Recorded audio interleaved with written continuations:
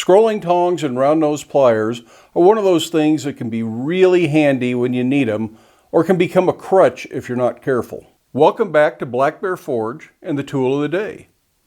And of course, we are talking about scroll tongs, scroll pliers, round nose pliers, whatever you want to call them, but they are a very useful tool for certain applications.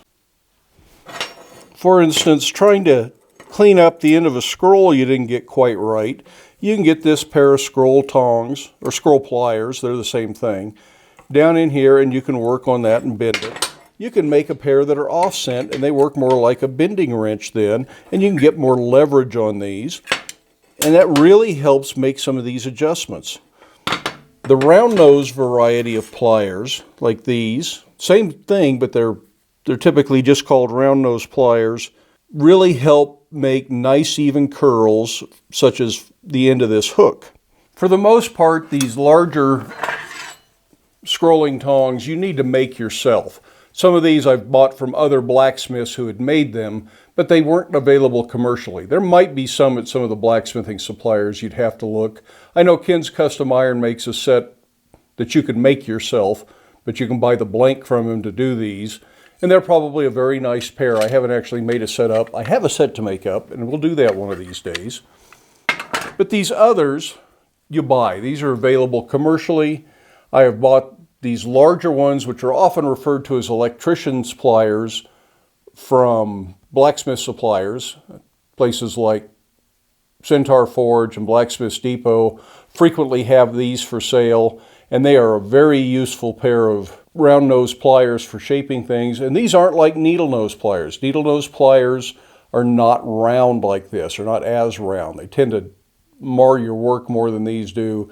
These are much softer and friendlier, much more even round shape to them. So these are better than just trying to use needle nose pliers. These smaller ones came from McMaster Carr, and just about any industrial supplier probably has some small round nose pliers. Jewelry suppliers frequently have small round nose pliers. And some of them have just been acquired over the years. They're very old. This is a set that came from a surplus store, I think. Now this is a set of the surplus store ones that I've bent the tip out a little bit and added some extra handles to keep my hand away from the heat when I'm working on making roses out of sheet metal, and I use these for shaping the petals. And one of these days we will make some roses and we'll see how those work.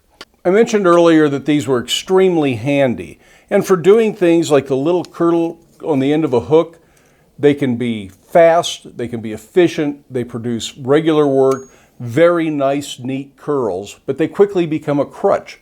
You get to the point where you can't make a nice, neat curl unless you have this tool. You become dependent on the tool. So there's something to be said for learning to make nice, neat curls by hand at the anvil with a hammer instead of using a pair of round nose pliers to do it.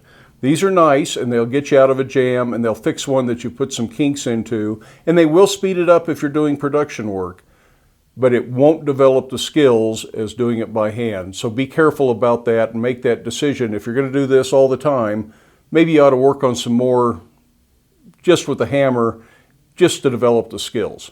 Do I think you should have these in your shop if you're a beginner? They're awfully handy. I think it's probably not a bad idea to have a pair like this. I don't think you need to worry about great big ones unless you're getting into scroll work and doing ornamental iron work. And the little ones don't get used all that much. Why I've got so many pair of them, I'm not sure, but they just kind of show up.